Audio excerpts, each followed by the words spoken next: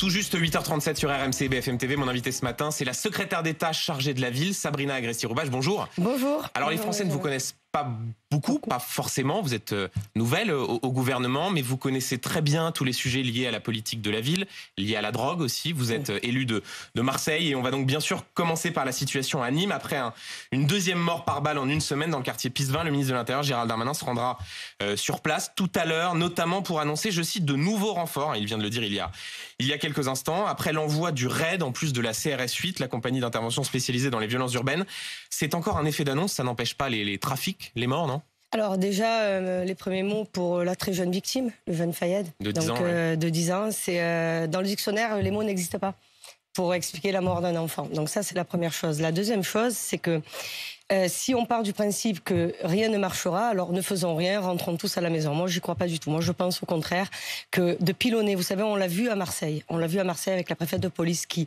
quand même, a opéré des opérations, on appelle ça des opérations de pilonnage. 70 points de deal complètement arrêtés. Non pas qui se sont déplacés, complètement arrêtés. Donc la réalité, c'est que comme vous les pilonnez, comme on ne leur laisse plus la vie tranquille, comme nous n'arrêtons pas de mettre des moyens, des forces de police. Je donne l'exemple de Marseille parce que c'est quand même le plus récent en termes de renfort. 300 policiers, 3 compagnies de CRS. Et on voit bien, non mais on voit bien que en les pilonnant, évidemment que ça crée des tensions. Les saisies de drogue, je vous rappelle quand même 128 tonnes, on bat des records de saisies. On peut parler de Marseille, mais là sur Nîmes, ce qui s'est passé, on a vu la mort du jeune Fayed, l'envoi de la CRS 8. Et dans la foulée, comme une sorte de provocation, les dealers qui continuent, la mort d'un deuxième individu. On a juste le sentiment que l'État est totalement impuissant. Non, ça s'est passé à un moment donné où où la police, où justement la CRS 8 n'était pas là. Ils étaient en relève. Donc ça, vous oubliez quand même de le préciser. Ils n'étaient pas sur place quand ça s'est passé. Non mais l'annonce avait été faite, l'envoi de la CRS 8. Complètement. Mais à un moment donné, vous savez, des gens qui ont décidé de s'entretuer, vraiment, bien malin celui qui dira « je serai capable d'être derrière chaque dealer, chaque chouf, comme on dit, chaque guetteur, pour l'empêcher. » Qu'est-ce que le gouvernement peut faire de plus? Le gouvernement, à part dire on envoie des renforts. Les renforts à Nîmes, je vous donne, on est passé de 210 policiers à 289 policiers. On renforce, on envoie le RAID, on continue à pilonner, on continue. Vous savez, il faut les empêcher de dormir. On va les empêcher de dormir parce que vous oubliez aussi quelque chose dans votre Vous leur dites, vous dites aux dealers, on va vous rendre la vie impossible. On leur rend la vie impossible. Et je rappelle juste quelque chose. Sous le quinquennat Macron, le premier, 10 000 policiers en plus. Ça, on l'a noté. À un moment donné, on ne peut pas dire qu'on les laisse faire et eux le savent. Et les règlements de compte continuent à arriver. Un chiffre. On est dans un cycle d'État, vous le savez. Que je trouve assez singulier. Absolument. À Nîmes, en 5 ans, plus 40% de policiers en plus. Et pourtant, on voit ce type de scène-là. C'est bien la preuve qu'on ne peut pas réduire la question du trafic de drogue, de la violence dans ces quartiers, simplement aux effectifs que vous envoyez en plus. Merci beaucoup de me donner la transition parfaite sur la prévention et les consommateurs. Pas de consommateurs, pas de trafiquants. Pas de trafiquants, pas de morts. C'est ça la réalité. Moi, je viens d'un quartier comme ça. Donc, s'il n'y a pas de consommateurs à la base, vous n'avez pas de trafiquants. La réalité, c'est que... Vous dites comme Gérald Darmanin, c'est la responsabilité aussi de ceux qui prennent consomment. Un rail de coke, qui fument un joint. Moi, je prends pas de drogue. Je viens d'un quartier... Vous savez, c'est le quartier qui était collé, donc il y a la Belle de Mai et Félix Fiat était collé, c'est le quartier de la French Connection. Absolument, à Marseille. J'ai jamais touché de la drogue. Donc, vous n'avez jamais fumé? Jamais fumé. Non, moi je ne fume pas d'alcool, pas de cigarette, rien du tout. Non, moi je suis asthmatique. Donc moi je vais vous dire, j'ai toujours pris soin de moi. Alors. J'ai toujours pris. Et pourtant, vous voyez, je viens de milieux où on aurait pu penser, pas du tout. La réalité, c'est qu'on ne parle plus de prévention. Moi, je suis pour qu'on renforce aussi les moyens de prévention auprès de nos jeunes. Parce qu'en fait, fumer, c'est pas rigolo. Se droguer, c'est pas drôle. Vous dites ceux qui se droguent ont du sang sur les mains, en quelque sorte, compte tenu de ce qui se passe dans les quartiers. Ils ont une responsabilité. Du sang sur les mains, c'est trop fort. Ils ont une responsabilité. Quand on fume son joint dans son canapé très cosy d'un arrondissement très chic de Paris, vous pensez qu'ils n'ont rien à voir dans tout ça? Quand on va acheter son pochon de drogue, vous pensez d'héroïne ou de cocaïne, vous pensez que les gens sont complètement dédouanés juste parce que... À votre place hier, Jean-Philippe Tanguy du Rassemblement National disait aussi, voilà, ça c'est au fond une sorte de complaisance des élites qui, vis-à-vis de la drogue, de la consommation de drogue. Moi, je parle comme une enfant des quartiers pauvres de Marseille. Je sais que c'est ceux qui avaient les moyens qui venaient dans les quartiers pauvres acheter de la drogue. Donc à un moment donné, oui, le consommateur a une vraie responsabilité. Comme je vous le disais, pas de consommateur, pas de trafiquant, pas de trafiquant, pas de... Il faut plus de sanctions à leur égard? Est-ce qu'il faut par exemple les envoyer en prison? Ce qu'a dit le président de la République. Le président de la République était aussi pour qu'il y ait une amende forfaitaire délictuelle payée sur place, c'est-à-dire on vous attrape avec de la drogue. Qui est très peu recouvrée. Tout à fait. J'ai travaillé sur le projet de loi douane avec Gabriel Attal. Nous avons mis plein de dispositifs en place. À chaque fois qu'on essaie de bouger, on dit « Ah, mais c'est pas assez ». Et j'invite les oppositions, toutes celles, vous les avez reçues justement ces 2 derniers jours et je les ai suivies. Votez les textes avec nous. Votez les textes avec nous et justement, s'ils considèrent que c'est pas assez, qu'ils fassent des propositions meilleures, non pas en dessous de ce que nous faisons. Un dernier mot sur ce sujet. La gauche dit il faut ouvrir le débat sur la question de la dépénalisation, voire de la légalisation. C'est un tabou pour le gouvernement, alors même qu'on voit bien que la France a un des arsenals les plus répressifs d'Europe et en même temps on voit bien un des pays où on consomme le plus. Alors pareil, j'avais fait ma première question au gouvernement, je l'avais faite à Gérald Darmanin où je parlais de désarmement massif des trafiquants de drogue, mais désarmement financier. Parce que si on ne va pas taper là-haut, là où ils sont, au porte-monnaie... Donc c'est interdit d'aborder le débat de la légalisation. C'est un sujet totalement tabou. Parce que trop facile pour cette gauche ils vivent pas, la plupart ne vivent pas et ne viennent pas de ces quartiers. Allez demander aux gens dans les quartiers s'ils ont envie de voir la drogue dépénalisée. Mais en fait, si ça permet d'arrêter les trafics. Regardez les Pays-Bas. Est-ce que vous avez l'impression que c'est devenu... dépénalisé, pas légalisé. Absolument dépénalisé et pas légalisé. Et certains à gauche disent qu'il faut légaliser pour organiser les marchés et donc tarir les trafics. Puisqu'ils ont la solution magique, je les invite à gagner des élections et à le faire. Et vous verrez le résultat. Moi, je suis absolument contre, mais vraiment contre. Parce que quand vous avez vu des générations entières, sous vos yeux, mourir de la drogue, que ce soit par les règlements de compte ou mes aînés de l'héroïne, vous pensez que moi, j'ai envie de parler de... Je pense que la légalisation et la dépénalisation, ça va régler tous les problèmes. Non, moi, je parle de prévention. On vous entend ce matin. Sabrina Agresti-Roubache, pendant ce temps-là, le ministre de l'Intérieur poursuit son offensive politique. Vous serez à sa rentrée, d'ailleurs, dimanche à Tourcoing. Gérald Darmanin qui explique, dans les colonnes de La Voix du Nord, que la victoire de Marine Le Pen en 2027 est, je cite, assez probable si la majorité laisse filer les classes populaires et les classes moyennes. Bon, c'est clair, il est en campagne, là, Gérald Darmanin. Les classes populaires et les classes moyennes, vous savez, à un moment donné, moi, je vous dis, je suis le pur produit de l'ascenseur social. Je suis né dans l'un des quartiers les plus pauvres de Marseille, je le rappelle pas. Gérald Darmanin vient comme moi d'un milieu très populaire. Donc, je pense qu'il faut s'occuper de celle-là. Et j'ai écrit dans mon livre, puisque, vous voyez, je le répète, mais j'ai l'impression de ne jamais être entendu.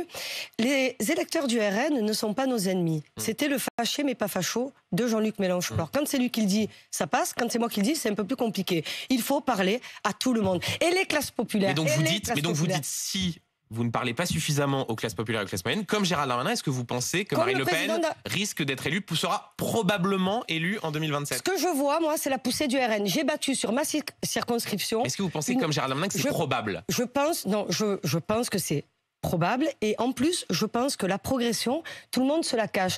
J'ai battu une candidate du Rassemblement national qui n'a pas fait campagne. J'ai fait campagne du matin au soir, 24 heures sur 24. Pendant 4 semaines d'affilée, je la bats à peine de 500 et quelques voix. Vous imaginez où on en est dans une circonscription qui était de droite et non pas d'extrême droite. Donc, et le président de la République l'avait dit, on va s'occuper des classes populaires. C'est le président de la République qui a dit, il faut s'occuper des classes populaires et des classes moyennes. Oui, mais attendez, Sabrina Agresti-Roubache, quand Gérald Darmanin dit ça, on a le sentiment qu'au fond, le gouvernement ne leur parle pas et qu'il est lui, on leur parle. Le seul rempart, il dit, il n'y en a pas beaucoup qui parlent aux classes populaires. Ah si, écoutez, j'ai lu attentivement ces interviews, il est parfois venu à ce micro. On a parfois le sentiment qu'il est le seul à leur parler. Donc c'est au fond une sorte de désaveu pour le gouvernement. Non, pas du tout. Nous avons, tous les deux, et tous ceux qui viennent des classes populaires, on a un tropisme, on a une certaine appétence sur ces sujets-là. Pourquoi ? Parce qu'on connaît tellement bien les sujets. Vous savez, il faut vraiment ne jamais avoir mis ses pieds dans un quartier pauvre pour ne pas savoir ce que c'est. Donc, comme nous, on sait ce que c'est. Qu'on en parle un peu plus que les autres, bien sûr. Mais le gouvernement d'Elisabeth Borne, le 2, le 3... on fait le job. On fait des tas de choses pour les classes populaires. Vous avez lu Gérald Darmanin quand il dit attention à ne pas parler aux 4 sup, aux gagnants de la mondialisation, aux techno, aux bobos. Il vise qui, Gérald Darmanin, quand il dit tout ça ? Il vise les oppositions. Vous savez quoi ? La NUPES. Ça, c'est de la mauvaise foi, Sabrina Agresti-Roubache. Vous savez très bien qui il vise en disant ça. Parce que moi, je vois les attaques. Moi, quand j'ai été nommée, Benjamin, je vais vous le dire, quand j'ai été nommée, les premiers qui m'ont attaqué, c'est justement cette fameuse gauche qui adore l'égalité des chances et qui adore l'ascenseur social. C'est pas vrai. Donc il vise pas Elisabeth Borne quand il dit ça, Gérald Darmanin ? Il vise nos oppositions. Il vise en particulier la NUPES. En particulier la NUPES parce que les attaques les plus violentes que j'ai eues en incompétence, en toute la mauvaise foi, c'est-à-dire j'ai été nommé, tout le monde pouvait être nommé sauf moi. C'est la gauche qui l'a fait. C'est la NUPES. C'est du côté de la NUPES que c'est venu. Gérald Darmanin, c'est un rempart à la probable élection de Marine Le Pen en 2027 ? Ce qui sera un rempart à l'élection. Moi, alors je vais vous dire, encore une fois, je l'ai écrit dans mon livre, si on va parler à tout le monde, c'est ça le rempart. Je pose la question sur Gérald Darmanin. Est-ce que c'est un rempart à 2027 ? Gérald Darmanin, en tout cas, maintenant, est l'un des remparts, oui. On est l'un des remparts, oui. Parce Gérald Darmanin est l'un des remparts à Marine Le Pen. Cette offensive, en tout cas, ne fait pas l'unanimité. Le patron de votre parti, Stéphane Séjourné, proche du président, dit dans Le Parisien ce matin que les idées doivent passer avant les égos. Il fait passer son ego avant ses idées, Gérald Darmanin ? Non, il fait passer ses idées. Non, il fait passer ses idées. Non, Stéphane Séjourné dit que... Voilà. C'est de l'ego de parler des classes populaires ? Je sais pas, dites-le au patron de votre parti. Je le dis à votre micro. Et comment vous comprenez cet agacement qu'il y a à l'égard de Gérald Darmanin ? Moi, je viens du milieu du cinéma. D'accord ? Donc, je connais les égos par cœur, je connais tous ces petits défauts humains. Qui n'a pas d'ego en politique ? Et Stéphane Séjourné ne devrait pas dire ce genre de choses. Il faudrait pas... Je suis pas là pour commenter. Franchement, les Français, honnêtement, se foutent complètement de ce genre de débat, de ce que je pense ou pas de Stéphane Séjourné, qui est le patron de notre parti de Renaissance et en plus avec qui je m'entends très bien. En tout cas, vous dites il se trompe. Non, je dis pas il se trompe. Si vous dites non, c'est pas les égos avant les idées. Non, vous me parlez de Gérald Darmanin. Non, Gérald Darmanin a des idées. Il va les présenter dimanche. On va avoir plein de tables rondes. Moi, je suis très contente d'aller à Tourcoing. Pour moi, c'est une première. Elisabeth Borne dit 2027, c'est loin. Est-ce que de fait, il n'y a pas une forme de décalage à parler de 2027 au moment même où on voit ce qui se passe à Nîmes, où on voit tous les sujets liés au ministère de l'Intérieur ? Est-ce que les Français ont vraiment la tête à ça ? Les Français ont la tête à la rentrée. Les Français ont la tête justement parce que quand on parle, je reviens sur le débat contre le Rassemblement national. On ne battra pas le Front national et on n'endiguera pas le phénomène en disant qu'ils sont vraiment très méchants. Non, on va les battre. Et moi, c'est ma manière de voir les choses sur le terrain. Un tout dernier mot sur Gérald Darmanin. Et en faisant des choses pour les gens tous les jours. Un tout dernier mot. Il aurait fait un bon Premier ministre, Gérald Darmanin, ou pas ? Non, je ne peux pas répondre à cette question-là. Il aurait fait. Mais tout le monde pourrait faire un bon Premier ministre, même vous. Non, par ailleurs, je suis pas candidat. C'est pas le rôle d'une ministre de. Et il ferait un bon candidat en 2027 ? Mais il fait tous ceux qui seront prêts. Alors je vais vous répondre. Il faudra un ou une, c'est ce qu'il a dit, je crois, un candidat. Tous ceux qui seront prêts à mener à nos côtés, c'est-à-dire tous ensemble, pour battre le Rassemblement national en 2027, je considérais qu'ils feront de bons candidats. Donc Gérald Darmanin en fait partie. Donc pourquoi pas. Voilà. Sabrina Agresti-Roubache, votre portefeuille, celui de la politique de la ville, est au cœur de la réponse à apporter aux émeutes. Le préfet du Val-d'Oise a annoncé sur Twitter avant-hier avoir expulsé de son logement social un émeutier qui avait participé aux violences urbaines de juin dernier. Il avait pillé le magasin d'un opticien. Il a été condamné à 1 an de prison. Est-ce que vous assumez cette volonté d'expulser de leur logement social des émeutiers condamnés ? Oui, pour la tranquillité publique. Parce que quand vous habitez dans un logement social, il y a un contrat qui s'appelle la tranquillité. Vous avez des devoirs quand vous êtes dans un logement social, parce que c'est l'État qui prend en charge une partie. Donc condamnation égale expulsion ? Condamnation égale expulsion, ça ne me gêne pas. Alors déjà, ça ne me gêne pas. Et je l'avais dit. J'avais dit que les familles de délinquants, parce que, encore une fois, tant qu'on n'a pas vécu à côté de familles de délinquants, qui vous pourrissent la vie tous les jours, alors que vous, tous les jours, vos parents se lèvent à 6h du matin, que votre père se lève à 4h du matin, qu'il a une conjonctivite et qu'il doit aller travailler sur un chantier. Et que cela vous pourrisse la vie. Oui, ils n'ont pas leur place dans un logement social. Oui, sauf qu'attendez, là, on apprend donc que les frères et sœurs du condamné ont aussi été expulsés. C'est un peu la double peine. Ils ne sont pas responsables de la condamnation de leurs frères et pourtant ils se retrouvent virés manu militari de ce logement social. Il y a une responsabilité. Les frères et les sœurs, ils ne sont pas chargés de l'éducation de leurs frères. C'est le condamné qui a une responsabilité vis-à-vis de ses frères et sœurs. Si vous voulez que je vous dise ce que je pense. Quand on a des frères et des sœurs dont on doit s'occuper, on a une responsabilité de rester dans le cadre de la loi et non pas d'aller piller, brûler des magasins. C'est sa responsabilité, lui, pas celle de l'État. Donc ça continuera. Il continuera à y avoir des expulsions pour ceux qui sont condamnés, notamment dans le cadre des émeutes. Dans le cadre de la loi, absolument. Toujours sur les émeutes, Sabrina Agresti-Roubache. Pour la tranquillité publique quand même et des autres habitants qui n'ont juste rien demandé, juste à vivre tranquillement. Dans les colonnes du Point, Emmanuel Macron a appelé à reciviliser en réponse aux émeutes. Vous pouvez nous faire la traduction de ce que ça veut dire ? Reciviliser, ça veut dire amener justement ces jeunes, vous l'avez vu pendant les émeutes.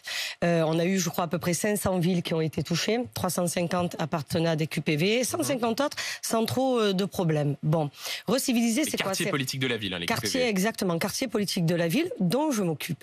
La réalité, c'est que le président a raison quand il a eu, je me rappelle d'une interview ici chez vous, pas avec vous, mais ici chez vous, sur la décivilisation. Ils n'ont plus de code, ils n'ont plus de repères, ni à l'autorité. Donc il faut, comment on les recivilise ? C'est le mot qui est utilisé. L'école en premier. Un peu abscon. L'école en premier. L'école en premier. Quand le président vient à Marseille, fait des annonces sur Quartier 2030, il dit « Je veux que chaque collégien, de 8h à 18h, c'est le président de la République qui l'annonce, avant les émeutes, quelques jours avant, je veux que chaque collégien ait une solution, c'est-à-dire ait un professeur en face de lui pour faire des devoirs, pour faire de la lecture, pour faire des activités culturelles, 8h, 18h, ça c'est mon travail, de généraliser ça dès la rentrée avec Gabriel Attal. Par exemple, par l'école. Moi, je crois beaucoup à l'école. Moi, je crois aux activités dans les quartiers. Quartier d'été, 30 millions d'euros par an, j'ai décidé de le pérenniser, ce dispositif. En quelques mots, ça permet... Vous parlez de millions d'euros juste, et pourtant vous avez dit dans le journal du dimanche, la politique du chéquier avec moi, c'est fini. C'est fini. Ça ne marche plus. Non, pour une secrétaire d'État chargée de la ville, c'est quand même assez paradoxal, non, de dire en fait, voilà, non, j'ai pas besoin de budget, donc vous dites à Bercy, j'ai pas dit j'ai pas besoin de budget, mais parce qu'en fait, comme on caricature tout ce que je dis, vous êtes là pour vous expliquer justement. 30 millions d'euros, c'est sur l'année, et j'ai décidé dans la circulaire des contrats de ville de permettre la simplification pour les élus, que les élus locaux, on ait un plan pluriannuel, c'est-à-dire qu'il n'est plus toutes les années à demander, à déposer des dossiers. Donc je vous donne juste le montant. Ça sera 360. Donc le chéquier, parfois, ça sert à quelque chose? Non, le chéquier, c'est global. Le porte-monnaie, c'est quand on va donner 1 500 euros ou 2 000 euros à une association qui fait un travail remarquable et à qui on ne va pas demander chaque année de monter des dossiers sur lesquels elle n'a pas de toute façon la compétence pour pouvoir les monter. Donc je veux qu'on fasse confiance a priori, le contrat de confiance, et surtout qu'on arrête d'enquiquiner les assos qui travaillent au pied des immeubles sur des petits montants. Et là, je parle de 1 500 euros, 2 000 euros, 5 000 euros. Et c'est ce qu'elle nous demande. Merci beaucoup Sabrina Agresti-Roubache, secrétaire d'État chargée de la ville. Il est quasiment 8h53 sur RMC et BFM TV.